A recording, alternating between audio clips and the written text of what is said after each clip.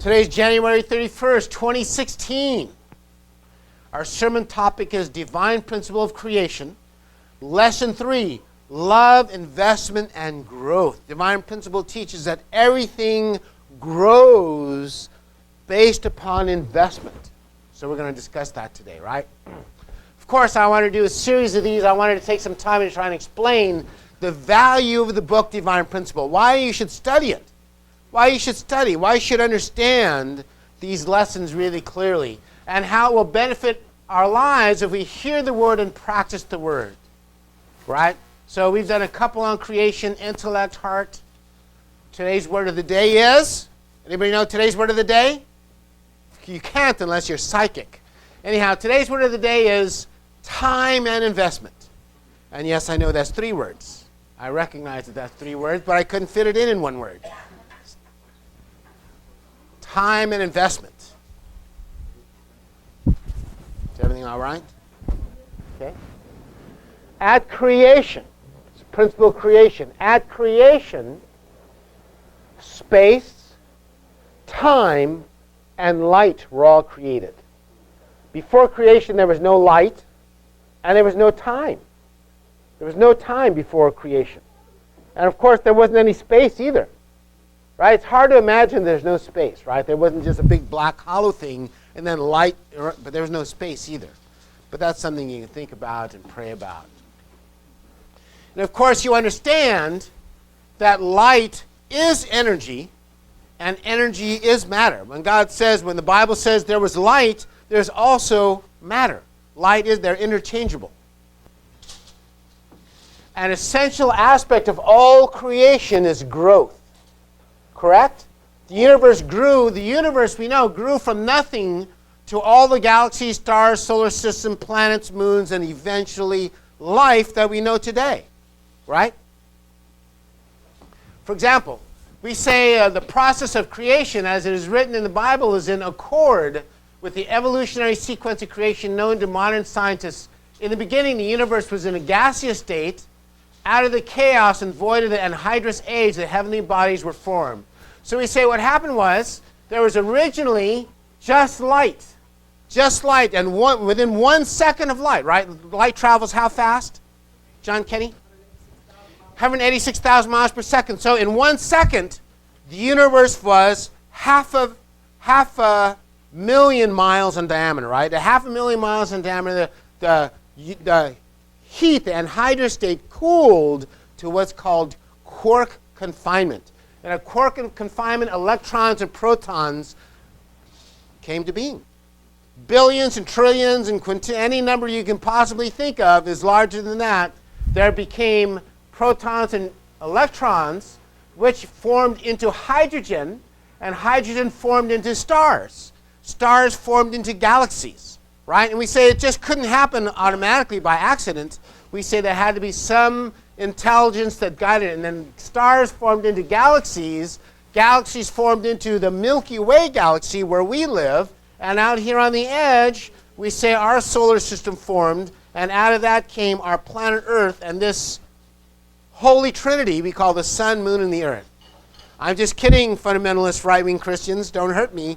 This isn't the Holy Trinity. This is just a Trinity. It's just interesting to me that there's a sun, earth, and moon, and those are the things absolutely necessary for life. Of course, all the other galaxies are too, but those are the essential ingredients, right? And we say the universe did not suddenly come into being without a lapse of time. Without time. The Bible says it's 6 days, but it took considerable time for the generation of the universe to take place. Therefore, the 6 days until the completion of the creation of the universe are in fact not 6 days as calculated by repetition of sunrise and sunset. Why not? Because number one, the sun didn't exist then. There was no sunrise, earth, or sunset until towards the very end of creation. So all this time there's no days, there's no earth, and there's no sun yet. That didn't happen to here. So when God says 6 days, it means 6 large time periods of investment and growth. So clearly, we know the universe began with an electron and proton. Became hydrogen. Hydrogen became stars. Stars became matter. And from the hydrogen and stars, we get all the other elements. By the way, interesting enough, how much of the universe is made of hydrogen? Anybody know?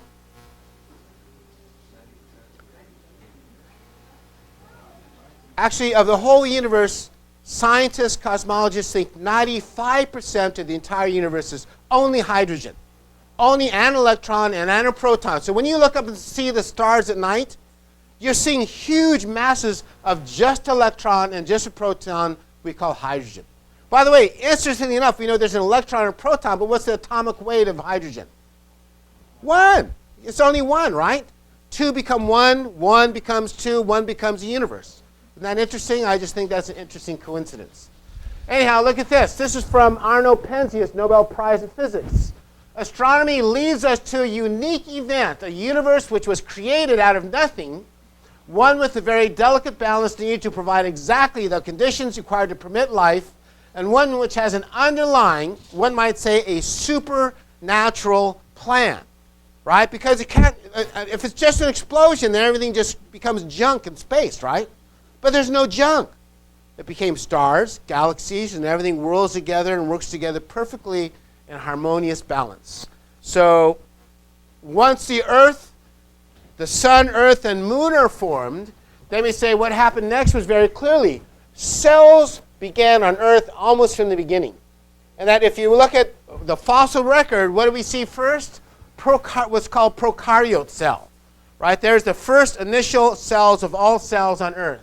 The oldest cells, probably the first life on Earth, very simple cells composed of 2 main parts. Isn't that an interesting coincidence? Hydrogen is made of what? 2 main parts, right? Cells are made, life is made of what? 2 main parts, exactly the same thing. So we say there's a pattern to the universe. Because there's an intelligence that guides the creation of the universe, then the universe follows a pattern of the intelligent maker. So not only are all things made of 2 main parts, but then living cells are also made of 2 main parts, right? So let's read this. This is from Antony Flew, who used to be a notorious atheist. He wrote terrible things about theism. He says, I now believe, and this happened just recently, I now believe that the universe was brought into existence by an infinite intelligence, right? Same as us. I believe that this universe's intricate laws manifest what scientists have called the mind of God. I believe that life and reproduction originate in a divine source. Something we religious people have been saying for thousands of years, right? This is Antony Flew. In fact, my 2 main anti-theological books were both written long before the development of the Big Bang cosmology or the introduction of fine-tuning argument from physical constants. So he says, before modern science discovered these things, it was easy to be an atheist. It was easy to just deny everything just happened by luck, right? But since the early 1980s, I had begun to reconsider. I confessed at that point that atheists had to be embarrassed by the contemporary cosmological consensus, for it seemed that the cosmologists were providing a scientific proof for what St. Thomas Aquinas contended could not be proved philosophically, namely that the universe had a beginning, right? So we're going to talk not only about the beginning of the universe, but that there also always has to be constant investment for growth to take place. And then you'll see how that relates to you. Fred Hoyle, British astrophysicist. A common sense, meaning common sense. Any idiot could figure this out. Interpretation of the facts suggests that a super intellect has monkeyed with physics as well as with chemistry and biology, and that there are no blind forces we're speaking about in nature. The numbers one calculates when the facts seem to be so overwhelming as to put this conclusion almost beyond consideration, right? So this is what science is now telling us. And by the way, this happened only in the last 30, 40, and 50 years that these changes in understanding of life, cosmology, DNA are taking place, right? They happen to coincide with the publication of the Divine Principle book, which says all these things are going to be discovered, by the way, right? So here's what the Divine Principle book explains about God, and that is this: universal prime energy. God is the creator of all things. He is the absolute reality, externally self-existent, transcendent of time and space. That is, there was no time before the existence of space God is transcendent. God created time as well as space. Therefore, the fundamental energy of his being must also be absolute and eternally self-existent. Eternally self-existent. I mean, there's no beginning. There's no beginning. There's no cause to God. Eternally self-existent. And at the same time, God is the source of the energy which enables all things to maintain their existence. That means God is continually providing energy to the universe and to you to live and to exist and to multiply.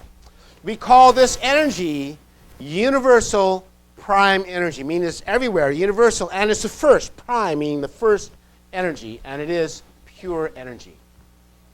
Right? So when we look at these things, prokaryotes, we understand from just like this, just like from the beginning of proton and electron, then galaxies, stars, planets come, just exactly the same from one prokaryote cell, then all life originates from prokaryote cells and gets more and more complex. Just as the universe becomes more and more complex over time, life that follows the exact same pattern, right? It becomes more and more complex over what? Time. Based on what? It's based on this, God's continual input of energy into creation. That's why the law of entropy says after the big explosion, the Big Bang, things should just descend into junk, but they don't. They actually become unified into galaxies and become more and more and more complex. In fact, what's the most complex creation in the whole universe? The human brain. DNA is close, and it could cause, but they believe the human brain is more complex than an entire galaxy. So how does the universe go from simple electron and proton and become more and more and more complex without energy being invested in it? It can't be, right? Laws of physics say it can't be. So we say that that source of energy, that source of input, the source of complexity, and the reason the universe builds into more and more complexity, is the constant input and energy of this being we call God, right? This original being that we call the Creator, God, and we call the true parent. Okay, let's look at this. So we say in Divine Principle, or the Divine Principle book says there is a Creator, a God, and God's relationship to the universe is the same as the relationship between a mind and a what? Mind and a body, right? It's the same. The reason why all creatures have a mind and a body is because of this, because that's the nature of God, God's relationship to the universe. And we say that this is that follows the pattern of all things. All things, atoms have a physical body but obey the laws of physics. Molecules have a physical body but obey the invisible laws of physics. The laws of physics aren't written down someplace. They're invisible. And by the way, plants, I like plants. I've been reading that book, The Secret Life of Plants. You got to read it. It's so amazing. For example, one of the things it says is, how do plants know where things are? Right? Vines always climb up a pole. If you plant a vine and plant a pole, the vine goes to the pole and climbs up. And he said, well, how do they know where the pole's at? Doesn't have eyes. Can he smell the pole? What? How does he find it? He says, for example, there's a special tree in South America that has a symbiotic relationship with ants and the tree. Where there's a specific ant that protects the tree from termites and other bugs that might bite it or hurt it. And so that tree makes a special food for those ants. Those ants, a high-protein food that the ants like to eat. So the ant protects it and then dries off all the other insects, and then the tree feeds those ants. So the book says, well, how does a tree know which ant is which? He can't see him, right? Oh, yeah, I see you. How can he see it? Does he smell the ant? How does a tree know?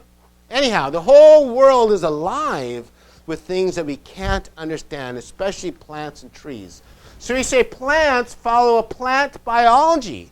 There's rules about plant biology, and that a plant just got to be a plant. A plant's going to grow up to be a plant. A cacti is going to be a cactus, and a tree is going to be a tree. Plants just got to be plants, right? They always must follow the law and rules of plants, right? And the same thing with other things. Pattern of all things. Animals, for example, have a mind. We call that instinct, right? But dogs bark when there's a noise. Horses become horses. Horses run. We say horses are born to run. The day horses are born, the same day, within hours or minutes sometimes of a horse being born, he already knows how to run. Where did he learn that? No, that's in him already. Instinct instructs them to drink milk from their mothers until they can digest grass, right? Just instinct. There's an instinct to that horse, right? Horses, by the way, don't climb trees. They don't hunt rabbits. Even though they can run faster than a rabbit, horses don't hunt rabbits. Why not? Because a horse just got to be a horse. A horse just got to be a horse. Doesn't that make sense? The horse is a horse, of course. And so you might ask, why we study about animals, physics, things like that at church? How come? Why should we study those things? It's fun, right? It's fun. It's interesting. You should get a life element. You should get some truth body in you that makes you feel happy when you learn the truth, right?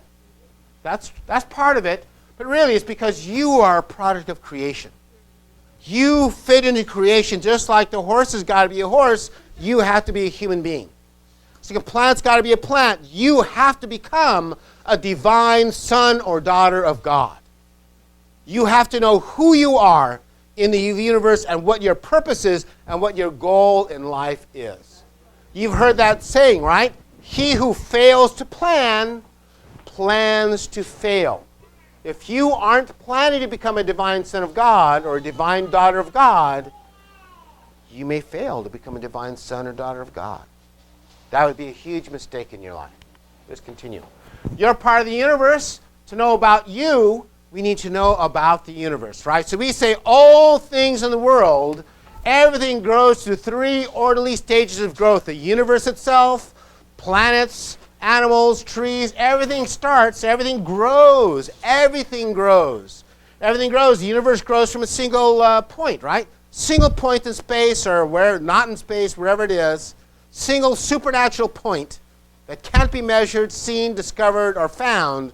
From that single supernatural point, all the universe expands and grows in the universe we know now, right? We say, and all animals grow from a single cell. We talked about this last week. A single cell zygote.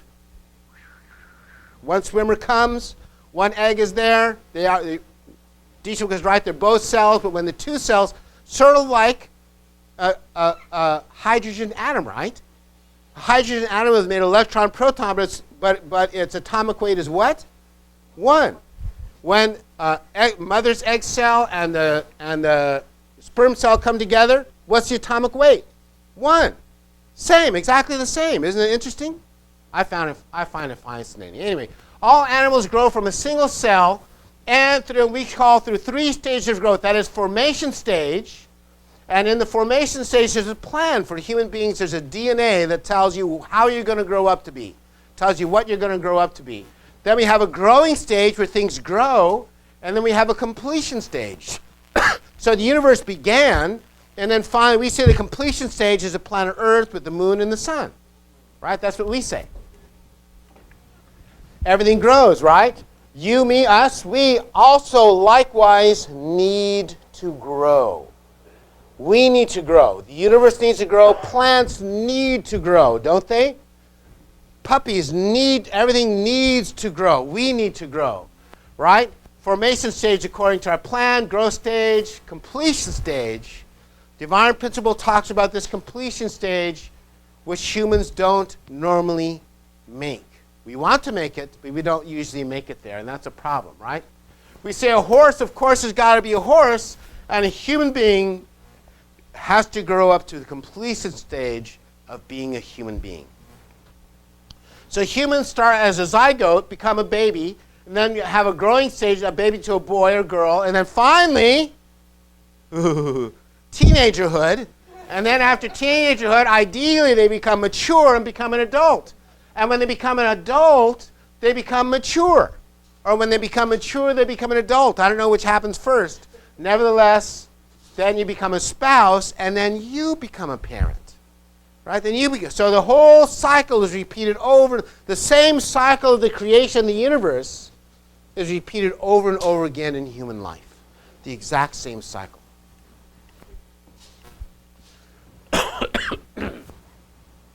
We know our human body grows by the laws of biology, right? You eat proteins, fats, sugars, and you grow. But we aren't horses. We're not horses, right? Our position in the universe is quite different to a horse. Genesis 1:27, God created man in his own image. So we're different. Horses are not the image of God. Humans are the image of God. God created man in his own image. In the image of God, he created him. Male and female, he created them. That's the image of God. It isn't a man and isn't a woman. But it's a harmonious, perfect unity. A man and woman together is the image of God. Right? And let them rule over the fish of the sea, over the birds of the sky, over the cattle, and over the earth, and over every creeping thing that creepeth upon the earth. Everything. Bugs, fish, animals. Horses don't have that position, right? Horses just run around and be horses.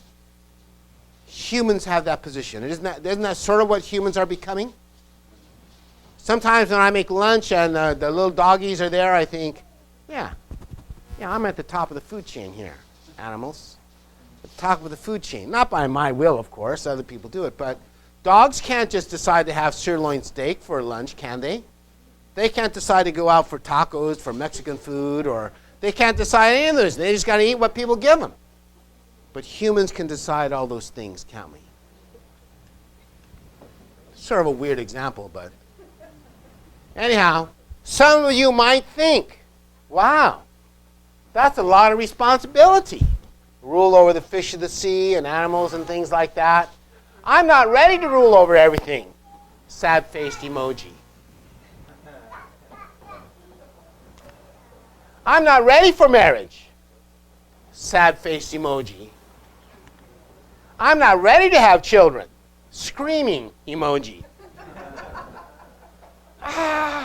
Too much responsibility. Too much responsibility. Here's my point to all you guys who are thinking about that. Listen, don't worry. When the student is ready, the master will appear. When you're ready to have children, you'll be ready to have children. It'll be easy. At that point, you realize it's easy. I want children, right? When it takes time to be responsible for marriage or some other thing, when you're ready, you will take time. You will realize, I want that responsibility now. So when you're not ready, don't worry. You should worry. Don't worry. When you're not ready, you're not ready. When you're ready, you'll be ready, and you'll be all right. Okay? However, how do you prepare to be ready? That's really the point of this sermon. In order to be ready, you must receive life elements. Let me explain what that means. In order to be ready, you must receive life elements. In order for your body to grow, you must receive proper nutrition, right? You have to drink pure water, exercise, and avoid poisons.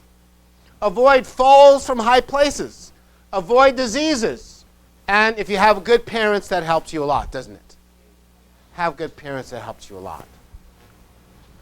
So, let's talk about indirect dominion, because indirect dominion is where we're all at right now.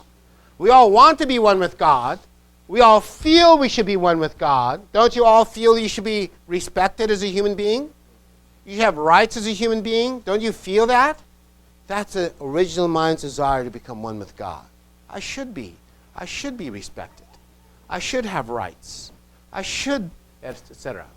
During the period of growth, each being in creation grows autonomously by the power of the divine principle. Therefore, God, as the author of the principle, relates to the creation indirectly, dealing directly only with those results of its growth which are in accordance with the principle. Therefore, we call this period God's indirect dominion, or his dominion over the result of the principle. So we have to learn to live by the principle in order to become one with God. All things reach their perfection through the dominion and autonomy of the principle itself by going through the period of growth. Don't all things grow? Trees grow. However, and here's the point. This is directly out of the Divine Principle book. However, man is created to attain his perfection not only through the dominion and autonomy of the principle itself, but also by accomplishing his own portion of responsibility in passing through this period. So when a horse grows up, a horse is automatically just a horse. Plants are automatically just plants. Human beings are not automatically divine sons and daughters of God. That's been the whole problem for human beings all this time. We're not automatically sons and daughters of God. In order to be ready, we say you must receive life elements. You must receive life elements. In order for your spirit, character, your mind to grow, you must have give and take action with spiritual truth and scientific truth, but spiritual truth is more important, right? Reverend Moon always taught us that character, a school that teaches character, is more important than a school that just teaches facts, right? And you must receive love. You must receive love. And you must exercise by doing good deeds, and that is loving others. You must do good deeds by loving others, and then your spirit will grow. And I'll show you what this looks like, right? Here's a fact. You were born from a father and mother, right? Even I never met you, I know you had a single father and a single mother. That's just a fact of life. It's a biological, absolute law of biology, that you had a father and a mother. Even if I never met you. I know that. Just like beavers, elephants, cheetahs, hippos, horses, moose, whales, insects, and plants. It's all the same. It's all the same pattern, right? Beavers. Here's daddy, mama, and baby beaver, right? Not the Holy Trinity, but we see a Trinity, right? We see the same pattern. Forgive me, fundamentalist right-wing Christians who are armed to the teeth. Don't hurt me. I know the difference between the Holy Trinity, but see, we see the same pattern of the Holy Trinity in animals of all sorts. Elephants, cheetahs. Here's a hippo trinity, right? We assume that's the dad because he's bigger. Mom is sweeter. And then here's the baby right in between them, right? Babies, in order to grow, are between the mom and dad hippopotamus. Here's a fact. You had a biological dad and a biological mom. You had one. Okay, and I mention this because you were probably raised in the family, but maybe not. I wasn't. I sort of was. From 9 years old until 42 years old, I didn't live in one house or in one family for more than 9 months ever. Do you know that? Really? Yeah. My parents divorced. I went all over. By 17 and a half, I was living all by myself. I had a job. I was constructive, made a lot of money, had my own apartment at 17 and a half. I had to lie on the sheet where they said how old you are. Yeah. And before then, I moved from family to family, aunties, sisters. I was like a nomad. I've been a nomad until 42. Then I joined the church, which is even worse. Didn't even live in houses then. We lived in vans. Anyhow, so I can relate. I can relate. If you had a life or early life where you didn't feel loved by your parents, believe me, I can relate to you. I had the same miserable experience growing up. Maybe worse than yours. Anyhow, this is why I like the divine principle.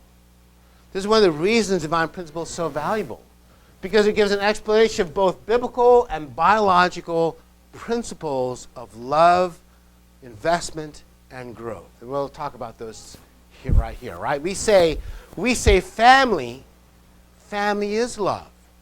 To little children, to the hippo baby, his mom and dad hippo are love, right? They're life, they're love. They're everything to the hippo. To the beaver baby, mom and dad beaver are life and death, right? Obviously life. So that's nature, right? We live in nature. And I like love. I like the ideal of family that we teach, right? The principle of creation is the roadmap to the kingdom of heaven, because love and truth is the roadmap to maturity. Divine Principle book says, for the growth and perfection of the spirit man, it needs nourishment. Positive nutriments and negative nutriments. The positive nutriments are the life elements from God. Basically, God's love. This is like the parental love which children need to grow into maturity. All baby animals need their parents to love them to grow to maturity, right? So we say this is from the Reverend Moon's Divine Principle book, written in 1951, This diagram and message is central creating a peaceful, united world of love and happiness. That says we have a spirit man and we have a physical man, and it describes nutrition for both. Right? You can go anywhere and understand physical nutrition about food and what foods to eat, and there's a million recipes and diets. You could be paleo diet, Mediterranean diet, you could have a junk food diet, a Twinkie diet, whatever, right? We know only probably the Mediterranean diet is healthy for you. But the same thing with our spirit, right? We say our spirit man also needs elements. It needs love, symbolic of the warmth and light of the sun. We need love and we need truth. Those are two things we have to have for us to grow. Love and truth, right? And then we have to exercise and doing good deeds, that is giving love to others, so that we gain spiritual vitality elements and our spirit body grows, our character grows. We become a mature human beings, right? So this is biology. This is from biology, and it mirrors divine principle. It says the more the child feels attached to the mother, the more secure he is in his acceptance of himself and the rest of the world. The more love he gets, the more he is capable of giving. Attachment is as central to the developing child as eating and breathing. Does that make sense? That's what this says. That's what this says, right? This says you must receive love and you must receive truth. This says when a mother loves a baby, then the baby grows quicker, faster, and healthy. This is the importance of touch and development by Evan Ardiel and Catherine H. Rankin, PhD. Listen to this. This is really important. Developmental delay is often seen in children receiving inadequate or inappropriate sensory stimulation. Right? If I translate sensory stimulation, it means love. No one hugged them, no one's talking to them, no one's reading books to them. For example, orphan infants exposed to the bleakest of conditions in Eastern Europe, Eastern European institutions exhibited impaired growth. You understand? That's exactly what divine principle taught back in 1951. That without love, children will have impaired growth and cognitive development, as well as an elevated incidence of serious infections and attachment disorders, right? Orphans suffer from lack of love due to a lack of parents, right? That's what orphan means. So we say we are the Family Federation for World Peace and Unification, and we say ideally two-parent families, the opposite of an orphanage, right, offer the most love and support and investment in a child's growth. That's all we're saying. That's all we're saying. We're saying this is the pattern of the entire universe. It's a pattern of creation. It's a pattern of God. Dr. Castor reported that institutionalized infants receiving an additional 20 minutes of tactile stimulation per day for 10 weeks had higher scores on developmental assets. Since then, several studies have documented mechanosensory stimulation facilitating growth and development in children deprived of normal sensory stimulation, such as prenatal neonates. I'll explain what that means to you. Here's a translation.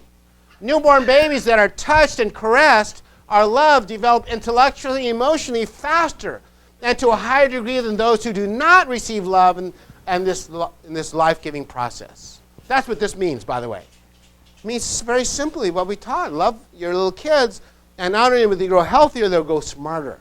They'll grow more emotionally mature. That's what divine principle has been teaching us from the 50s.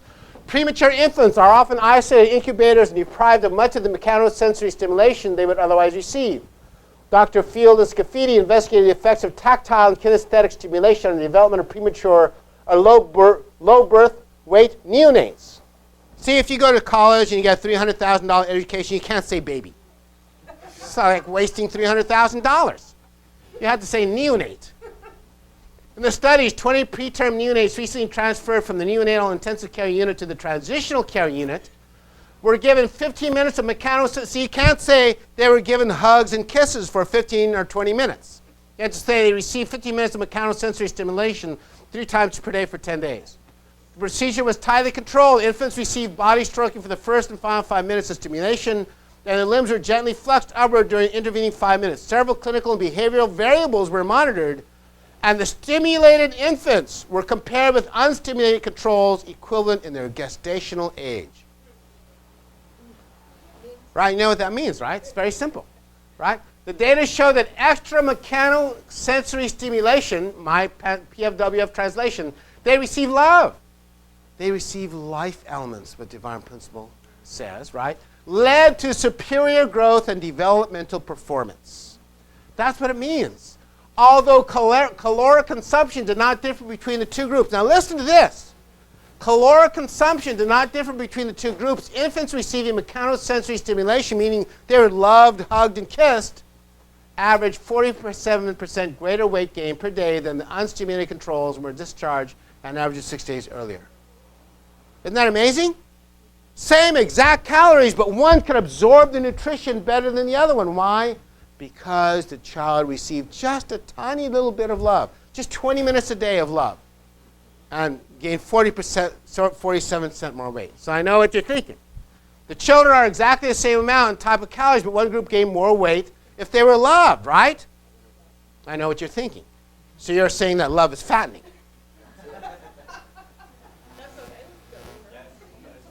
So you're thinking that love is fattening, right? That's why people tend to grow after they get married, right? They begin to receive love, and then they grow, and you can just say, well, it's love.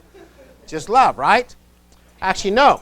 They absorb the nutrition better if they were loved, held, and caressed. So, no, love is not fattening. Oh, it can be under certain circumstances. Anyhow.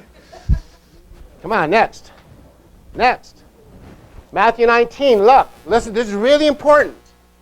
Because religion has been way ahead of scholars, PhDs, scientists. Jesus simply blessed the little children. Then some children were brought to him so that he might lay his hands on them. Jesus laid his hand, touched them, laid his, just what they were talking about, right? Jesus laid his hands upon them and blessed them. And they grew healthier and stronger and received more life.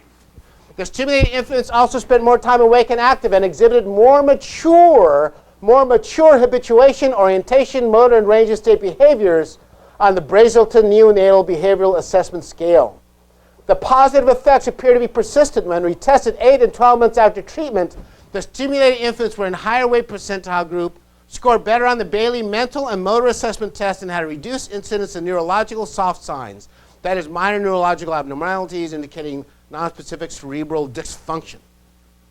So children who were loved didn't have mental dysfunctions, didn't have problems. They ate, they grew naturally and normally. That's all it's saying, and just what I'm trying to tell you. It's a divine principle, and the Bible taught these things years and years and years ago.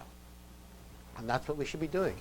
Research on the benefits of touch for premature infants has already led to procedural changes at many hospitals with the implementation of kangaroo care as a standard care option for both premature and full-term infants.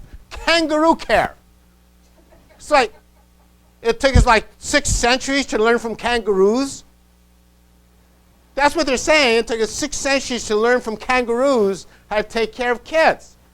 So in kangaroo care, the infant only wears a diaper and is held upright against the bare chest of the carrier, right? Looks like this. See, here's the baby, and here's the caretaker or the mom. And the skin-touch relationship, listen to this. This skin-touch relationship is love. This skin-touch relationship is life elements.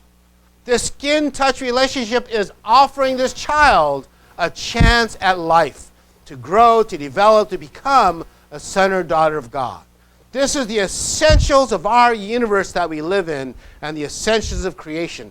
And we need to not only know it, but we need to be able to teach it. We need to be able to teach this, and we need to be able to do it as well, right?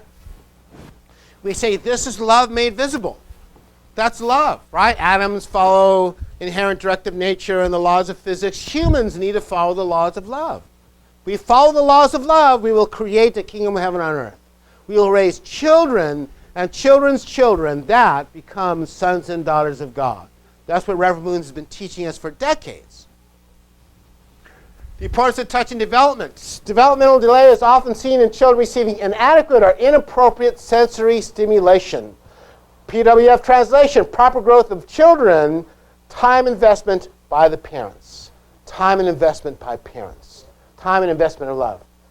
Baby massage is one of the techniques that combines the physical benefits of human touch, such as alleviating pain and stimulating blood circulation, with emotional benefits like parental bonding. Studies have shown that while being administered a blood test, babies who were held skin to skin by their mothers had lower heart rates and cried less than babies who were left in their cribs. PWF translation, duh. Doesn't take a PhD to figure that out. Anyhow, so that's what this means. Religion has been teaching this idea of love and truth, of life elements for decades from the divine principle, for 2,000 years from Jesus. It's so simple and obvious, isn't it? It's a pattern of creation, and this is what we have to do. How do you make happy babies? Pregnant, happy mom, after birth, touch skin-to-skin contact at birth. Room in, that means babies sleep with their parents in the same room, so they're not afraid of monsters. Infant massage, breastfeeding, attachment parenting, bonding with the baby, and playtime. Playtime is essential, right? This is cried out, but I assume none of you let your children cry until they stop crying, right? Happy babies, playing time, right?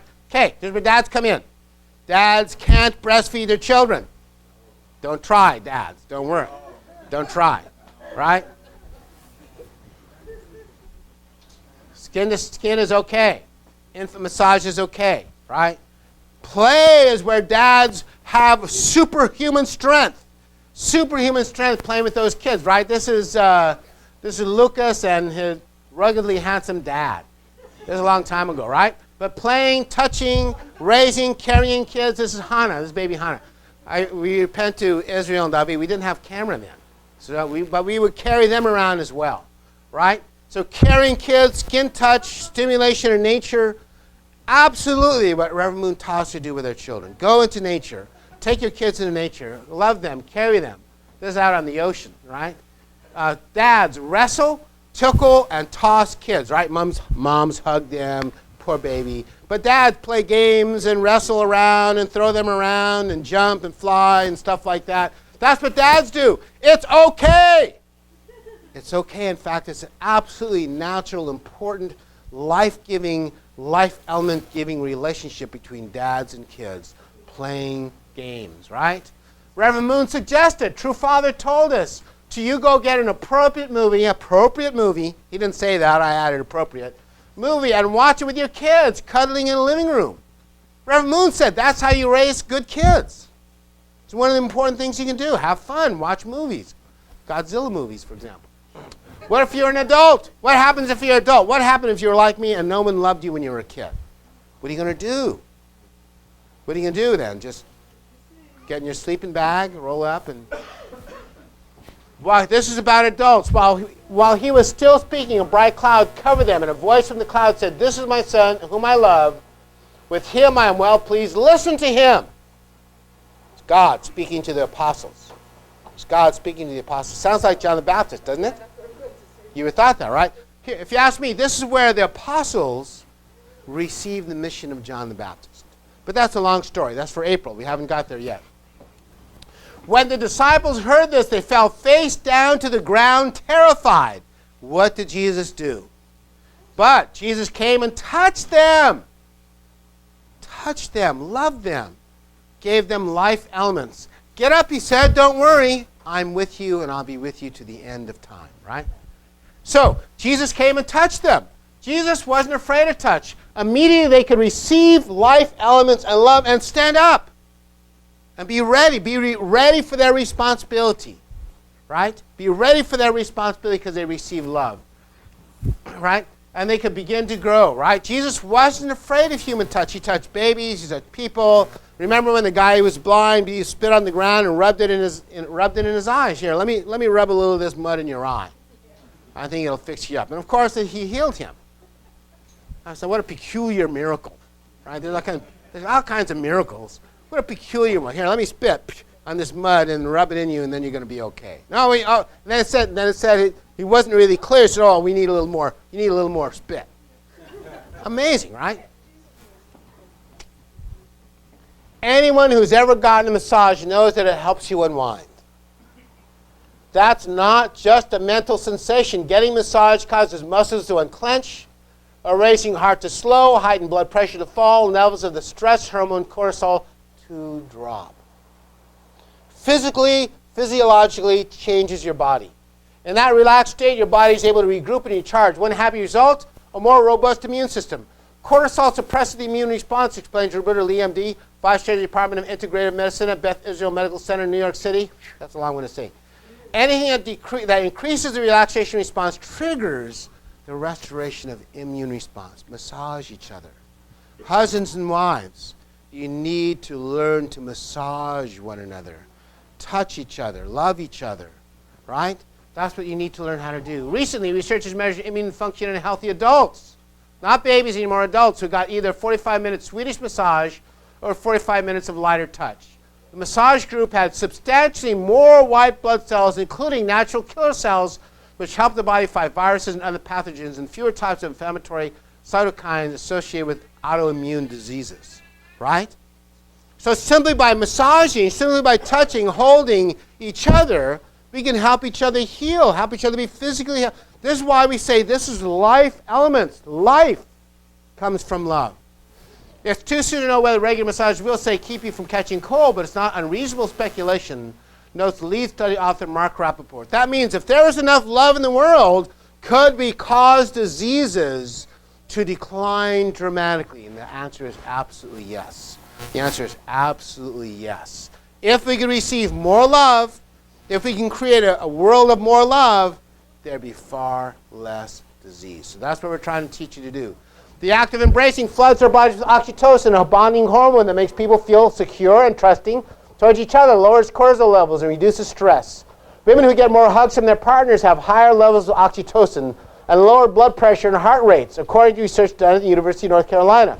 But a hug from anyone you're close to works too. Listen to this. Researchers at the University of Wisconsin and Madison tested that when they analyzed stress levels among volunteers giving a presentation, right? The public speaking is terrifying for people. Afterward, participants who got hugs from their moms saw decreases in cortisol levels an hour after the presentation.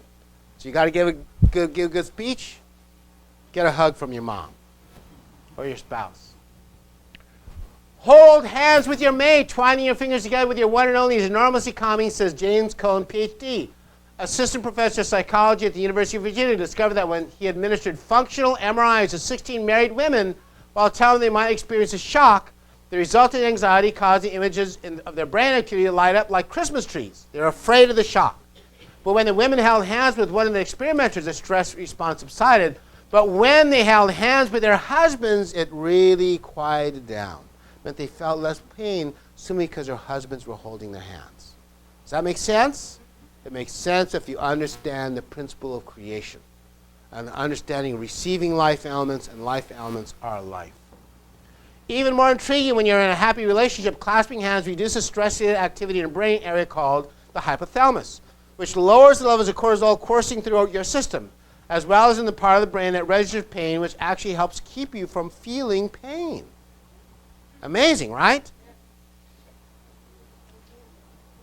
Who did we learn this from? Who did we learn hugging from, right? Reverend Mrs. Moon. Who did we learn holding hands from? Look at this. They've been married 50 years in this picture. Still holding hands. Still holding hands. Why? Because Reverend Moon wrote Divine Principle and understands the meaning of life elements. He understands the meaning, so he's constantly holding Mother's hands, kissing True Mother. They're all constantly kissing, holding hands, hugging, loving each other, and by that they're mutually growing. They're mutually growing. And that's the principle of life, right? That's what this good deeds means. Giving love means you mutually grow, right? Love, of course, must be given. That is, you can't love yourself to perfection. Sorry, everybody. The Road Less Travels, a new psychology lecture. This is a really great book, by the way. He says this. What's that? Love is a will to extend oneself. What's the definition of love? He writes this definition of love. Love is a will to extend oneself for the purpose of nurturing one's own or another's spiritual growth. Massaging your partner, holding hands, kissing, doing all those things, what? It's an extension of love, and it allows them to grow spiritually.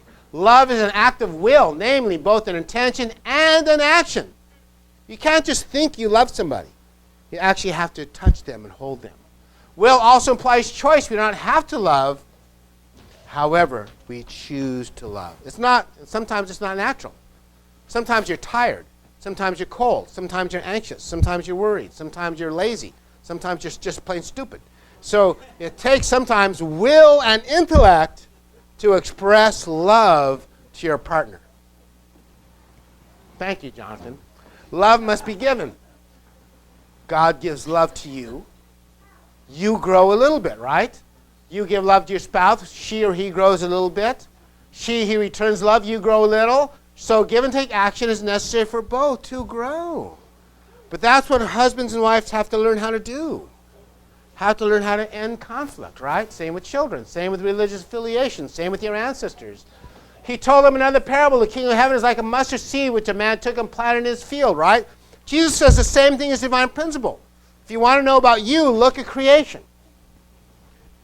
Though it is the smallest of all seeds, yet when it grows, it is the largest of garden plants and becomes a tree so that the birds come and perch in its branches. Become a loving couple. Everything comes to you. Longest term happiness. Not everyone who says to me, Lord, Lord, will enter the kingdom of heaven. It's not about words, it's about actions, right? But only the one who does the will of my Father who is in heaven. What's the will of your Father in heaven? To love your spouse, love your children, love your neighbors. One or two more. Okay, here we have the purpose of creation, man and woman.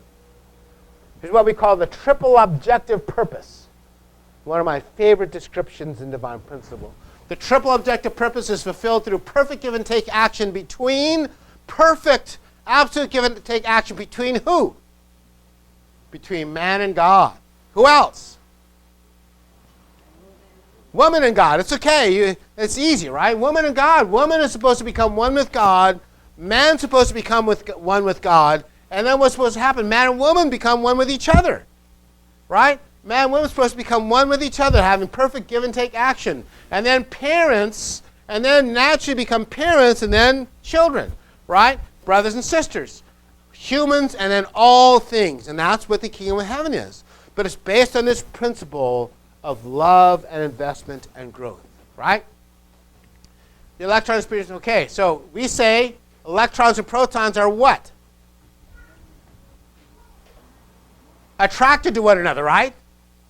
That's okay. They're attracted. The earth and sun and moon are all attracted to one another, right? Attraction is natural. It's okay. Attraction is natural, right? Bees and flowers are attracted to each other. And this is why the caribou and wolf are one. Even caribou and wolf are attracted to one another, right? Everything in nature is a harmonious give and take relationship of giving, receiving, receiving, and giving. The caribou feeds the wolf, but it's also the wolf who keeps the caribou strong. In all of God's creation, there's only give and take action that harmoniously propels the other to grow. Right? So we say this, do unto others. We say husband gives love to his wife. That's the ideal. Husband is subject, means he gives love first. Did you know that? But then his wife returns beauty to her husband. It's the Divine Principle book. And then receiving beauty inspires him to give her more love. And then, which inspires her to give more beauty, which then makes more love, which makes, eventually, before you know it, there's pollination going on and babies are born, right? That's how it's supposed to work. And they're supposed to love your babies, and then your babies grow up and do the same thing. It's just natural attraction. There isn't a difference. There isn't a difference between male and female attraction and the attraction of the planet Earth to the moon. It's all the same pattern. All God's principle of creation and pattern, right? Baby inspire more love. And this balanced, perfect give and take action can go on forever, even to the spiritual world. And that's God's promise to you. Even in the spirit world, when you create a life of love based on give and take action, then even in the spirit world, your love will continue. You never have to say goodbye forever. You never have to be alone again. Forever, God says that this ideal of love can go on and make you happy. Make you happy forever. Right? Therefore, love is a source of man's life and happiness. Because without God's love, the four-position foundation, which is the purpose of man's creation, could never be established. God, through love, should have dominion over man who is created through the principle. Therefore, in order that love may have the greater value, the power of love must be stronger than that of the principle. If the power of love were weaker than that of the principle, God's love would not be able to dominate man, who is created through the principle. Rather, man would be concerned with the principle more than God's love, which some knuckleheads are, by the way. Thank you. This was the reason that Jesus wanted to raise his disciples with truth and save them with love. Right? Our happiness is essentially the goal of heaven. The whole purpose of creation was to create you to be a happy, give-and-take couple of love and beauty, exchanging truth, love, and beauty all the time. For all parents on earth, even for animal parents, the goal of parents on earth is first to protect, feed, grow their puppies, kittens, human children, complete individuals. It's the same with God.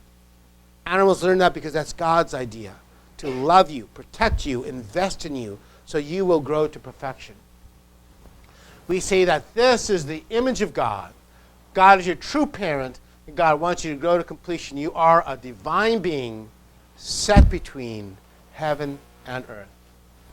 So go out and hug somebody this week. Amen? Amen. Amen. God bless you. Thank you for listening to me. I hope you enjoyed that.